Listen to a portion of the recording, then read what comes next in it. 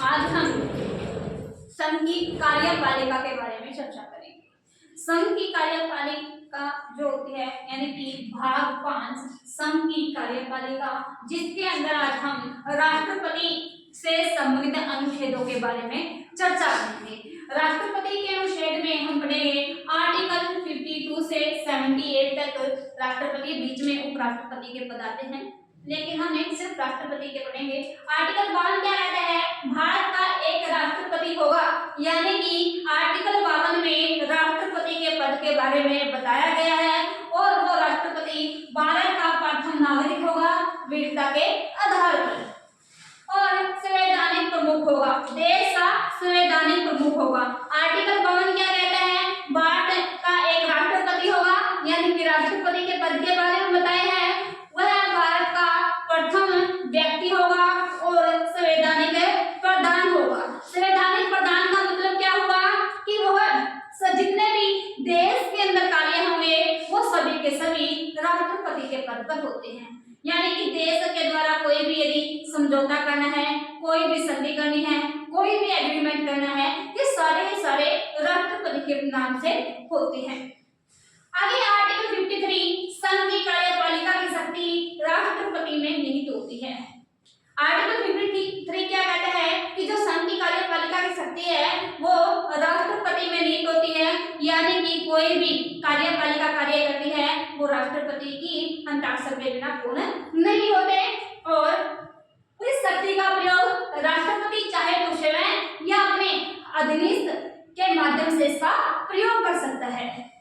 आगे इसका आर्टिकल 54 राष्ट्रपति के निर्वाचन में निर्वाचन मंडल कौन कौन सा होगा, यानी कि जब राष्ट्रपति का निर्वाचन होगा इसके अंदर कौन कौन वोट डाल सकता है और कौन नहीं, यानी कि उसका निर्वाचन मंडल क्या क्या होने वाला है।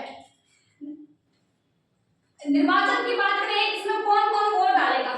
सदन के दोनों सदनों के यानी लोकसभा और राज्यसभा के निर्वाचित सदस्य इसमें भाग लेते हैं। राष्ट्रपति के निर्वाचन में लोकसभा राज्यसभा के निर्वाचित सदस्य, ध्यान रखना निर्वाचित सदस्य, इसके साथ राज्यों की विधान सभाओं के निर्वाचित सदस्य। यहाँ पर विधान परिषद नहीं है, सिर्फ विधान सभाओं के निर्वाचित सदस्य है, और इसके साथ ही केंद्र शासित प्रदेश जिनमें विधानसभा है, ऐसे 3 हमारे पास केंद्र शासित प्रदेश हैं जो दिल्ली, पुदुचेरी और जम्मू कश्मीर जो अभी बनी है।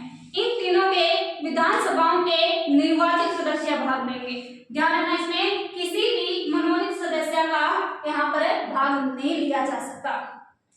कौन वोट नहीं डाल सकता? संसद और विधानसभाओं के मनोनीत सदस्य और विधान परिषद के सदस्य। विधान परिषद 6 स्टेट्स के अंदर है और उनके सदस्य कभी भी राष्ट्रपति के चुनाव में भाग नहीं लेते।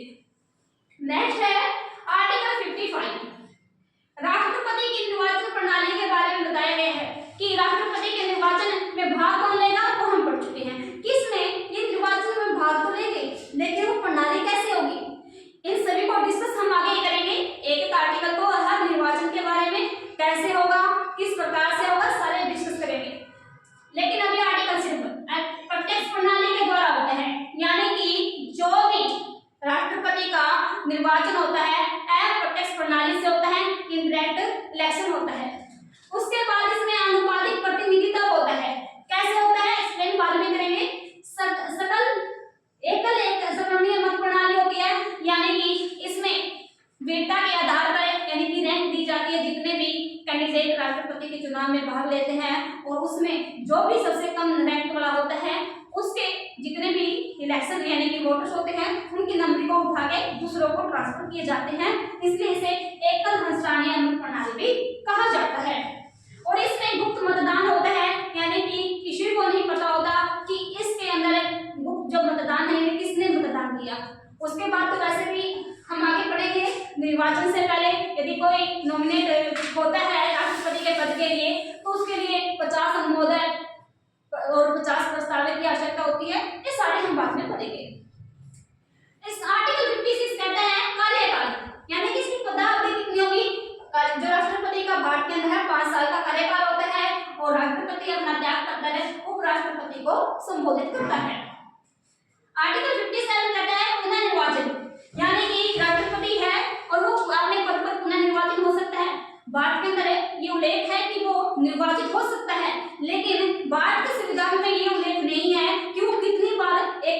ये निर्वाचित हो सकता है। जैसे अमेरिका में सिर्फ 2 बार ही वो निर्वाचित हो सकता है, लेकिन भारत के अंदर ऐसा कोई उल्लेख नहीं है। वो जब तक चाहे, जब तक उसको वोटिंग मिलती है, तब तक वो निर्वाचित हो सकता है। उसके बाद है आर्टिकल 58, राष्ट्रपति पद हेतु योग्यता क्या है? भारत का नागरिक होना चाहिए। कैसा नागरिक? जन्मजात, और इसके बाद यदि वो विदेशी है और उसने भारत की नागरिकता ग्रहण की है, तब भी वो भारत का राष्ट्रपति के लिए योग्यता रखता है। 35 वर्ष पूर्ण किए हो, लोकसभा का सदस्य बनने योग्य हो, सदस्य हो या ना हो, बट उसके अंदर ये योग्यता होनी चाहिए कि वो लोकसभा के सदस्य के योग्य है। और संघ तथा राज्य के अधीन लाभ के पद पर नहीं होना चाहिए। और लाभ के पद की बात करें, राष्ट्रपति, उपराष्ट्रपति, प्रधानमंत्री, ये सभी लाभ के पद पर नहीं आते। आर्टिकल 59 क्या कहता है कि राष्ट्रपति की शर्तें क्या होंगी, वेतन भत्ते क्या होंगे और राष्ट्रपति की उपलब्धियां क्या होने वाली हैं। जब भी राष्ट्रपति के लिए कोई नामांकन करना चाहता है तो उसके लिए है कि वो संसद या विधानमंडल का सदस्य नहीं होना चाहिए। यानी कि राष्ट्रपति के पद के लिए जब उम्मीदवार या नामांकन अपना दायर करता है तो उसको संसद या विधानमंडल का किसी का भी सदस्य नहीं होना चाहिए। यदि वो सदस्य है तो उसने अपना त्याग पत्र देना होगा राष्ट्रपति के चुनाव से पहले। अन्य कोई लाभ का पद धारण नहीं करेगा।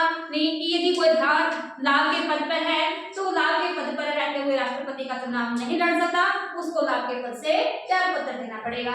लाभ का पत्र यानी कि हम कह सकते हैं प्रधानमंत्री, राष्ट्रपति, उपराष्ट्रपति जितनी भी हैं ये लाभ के पद पर नहीं रहते। वेतन की बात करें, वेतन इसका संचित निधि से दिया जाता है और जो कि कर मुक्त होता है। संचित निधि आर्टिकल 266 के तहत आती है। हमारे यहाँ पर 2 प्रकार की निधियों का उल्लेख है, एक संचित निधि और दूसरी आकस्मिक निधि। 266 में संचित निधि है और 267 में आकस्मिक निधि है। राष्ट्रपति का जो वेतन दिया जाता है ये संचित निधि से दिया जाता है जो कि टैक्स फ्री होता है। राष्ट्रपति की पदावधि के दौरान वेतन भत्ते कम नहीं किए जा सकते, हालांकि बढ़ाए जा सकते हैं लेकिन कम नहीं किए जा सकते। जैसे कि किसी भी राष्ट्रपति का चुनाव हो गया 5 साल के लिए तो उसके बीच यानी कि पद के दौरान या उसकी पदावधि के दौरान बीच में उसके वेतन को कम नहीं किया जा सकता, स्टार्टिंग में कर सकते हैं। ऐसा नहीं है, यानी कि जब चुनाव हो रहा है, चुनाव होने से पहले किया जा सकता है, उसको चुनाव होने के बाद उसके वेतन भत्तों में कमी नहीं की जा सकती। बिना किराया उसको भवन मिलता है जिसे राष्ट्रपति भवन कहते हैं, जो कि दिल्ली में स्थित है और दिल्ली में रायसीना पहाड़ी पर स्थित है। और कह सकते हैं कि राष्ट्रपति का विश्व में सबसे बड़ा भवन है राष्ट्रपति भवन, जो कि कहां पर है? दिल्ली में रायसीना पहाड़ी पर है। वर्तमान में अब इस राष्ट्रपति भवन में एक हमारे देश की सर्वोच्च कह सकते हैं एक बहुत ही यहाँ पर पहली घटना होने वाली है, जहां पर हमारे राष्ट्रपति भवन में सीआरपीएफ के अधिकारियों की शादी होने वाली है। ये पहली बार होगा कि राष्ट्रपति भवन में किसी की शादी होगी। संसद विधि बनाकर राष्ट्रपति के लिए परिपूर्णियां तय करें, यानी कि जो परिपूर्णियां राष्ट्रपति को दी जाती है ये संसद के द्वारा तय की जाती है। नेक्स्ट आर्टिकल 60, इसमें शपथ या प्रतिज्ञान के बारे में बताया गया कि राष्ट्रपति किस चीज की शपथ देता है। श्रद्धापूर्वक पद के कर्तव्यों का पालन करे। पहली शपथ है कि वह श्रद्धापूर्वक अपने पद के कर्तव्यों का पालन करे और संविधान के संरक्षण, परिरक्षण तथा प्रतिरक्षण करे, जनता के कल्याण तथा सेवा करे। ये 3 प्रकार की शपथ राष्ट्रपति के द्वारा ली जाती है और राष्ट्रपति को शपथ सर्वोच्च न्यायालय के मुख्य न्यायाधीश द्वारा दिलाई जाती है और यदि मुख्य न्यायाधीश ना हो तो वरिष्ठ न्यायाधीश सर्वोच्च न्यायालय का इसको शपथ दिला सकता है। आर्टिकल 61 कहता है राष्ट्रपति पर महाभियोग। राष्ट्रपति को हटाने की जो प्रक्रिया है उसे महाभियोग कहा जाता है और ये आर्टिकल 61 के तहत लगाई जाती है। इसमें ये आधिकारिक प्रक्रिया है और ये जो राष्ट्रपति पर महाभियोग की प्रक्रिया है ये संसद के किसी भी सदन से लगाई जा सकती है। या तो वो निम्न सदन से भी शुरू की जा सकती है या उस सदन से, दोनों किसी भी सदन से स्टार्ट की जा सकती है। लेकिन उसके बाद कब की जाएगी? जिस भी सदन से स्टार्ट की जाएगी उसके 1/4 सदस्यों के द्वारा हस्ताक्षर किए जाएंगे और 14 दिन पहले नोटिस राष्ट्रपति को दिया जाएगा। जिस भी सदन से स्टार्ट किया जाएगा उसके 2/3 सदस्यों के द्वारा बहुमत से इस इस को पारित किया जाएगा, उसके बाद ये दूसरे सदन में जाएगा और यदि वहां से भी 2/3 सदस्यों को के द्वारा पारित किया जाए तो महाभियोग माना जाएगा और राष्ट्रपति को हटा दिया जाएगा। आर्टिकल है 62 पद की रिक्तता। राष्ट्रपति की पद की रिक्तता हो जाती है तो उसमें क्या होगा? वैसे तो राष्ट्रपति का जो कार्यकाल होता है ये 5 साल का होता है। राष्ट्रपति का हमारे इंडिया के अंदर 5 साल का होता है, जबकि अमेरिका के अंदर 4 साल का होता है। यदि कार्यकाल पूर्ण होने से पहले भी चुनाव किया जा सकता है। यदि कार्यकाल पूरा नहीं होता तो उससे पहले यानी कि पूर्ण होने से पहले भी चुनाव किया जाएगा, बाद में नहीं किया जाएगा। और यदि चुनाव में देरी होती है यानी कि कार्यकाल पूरा हो गया और फिर चुनाव करवाया जाता है तो नया राष्ट्रपति के आने तक पुराना राष्ट्रपति पद पर रहेगा। यानी कि पुराने राष्ट्रपति को 5 साल कंप्लीट हो चुके हैं और नए राष्ट्रपति के किसी न किसी कारण से यदि चुनाव नहीं हो पा रहे तो पुराना ही राष्ट्रपति नए राष्ट्रपति के आने तक पद पर रहेगा। राष्ट्रपति का पद किसी भी कंडीशन में खाली नहीं छोड़ा जाएगा। नेक्स्ट है राष्ट्रपति यदि खाली होता है किस कारण से हो सकता है? त्यागपत्र दे दे या राष्ट्रपति की अपने पद के दौरान मृत्यु हो जाए, अन्य कारण भी हो सकते हैं जिससे पद रिक्त हो, या उस पर महाभियोग लगाया गया हो और वो पारित हो गया हो, या फिर उसके स्वास्थ्य कारणों से भी अस्वस्थता के कारण भी यदि पद रिक्त होता है तो कार्यवाहक के रूप में उपराष्ट्रपति कार्य करता है। वो कार्यवाहक जो राष्ट्रपति कार्य करेगा इसके 6 माह के अंदर अंदर नए राष्ट्रपति के चुनाव करवाना अनिवार्य है। नेक्स्ट है आर्टिकल 71 राष्ट्रपति तथा उपराष्ट्रपति का चुनाव यदि विवाद होता है, यानी कि आर्टिकल 71 कहता है कि यदि राष्ट्रपति या उपराष्ट्रपति के चुनाव में विवाद होता है और यदि विवाद हो गया तो उसका जो विवाद है वो सर्वोच्च न्यायालय जाएगा, सुप्रीम कोर्ट जाएगा। अन्य जो भी निर्वाचन होते हैं, चुनाव होते हैं, उनसे संबंधित यदि कोई विवाद होता है तो ईसीआई जाता है, इलेक्शन कमीशन जाता है। लेकिन उच्च न्यायालय यानी कि उच्च जो सर्वोच्च न्यायालय है यहाँ पर किसका जाएगा? ओनली ऑन राष्ट्रपति और उपराष्ट्रपति से संबंधित विवाद।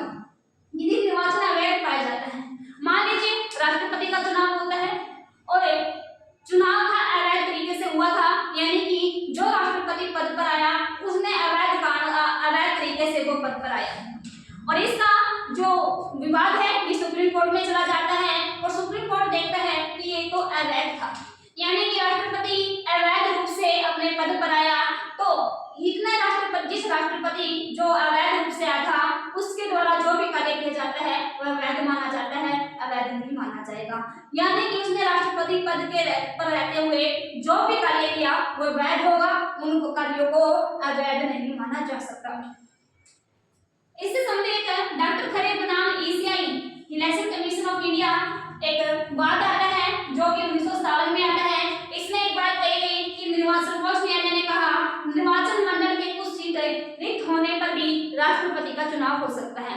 मान लीजिए निगम सदन या उच्च सदन में पूर्णतः सीटें भरी हुई नहीं है और फिर इलेक्शन यानी कि राष्ट्रपति का इलेक्शन करवाना है तभी इलेक्शन कराया जा सकता है।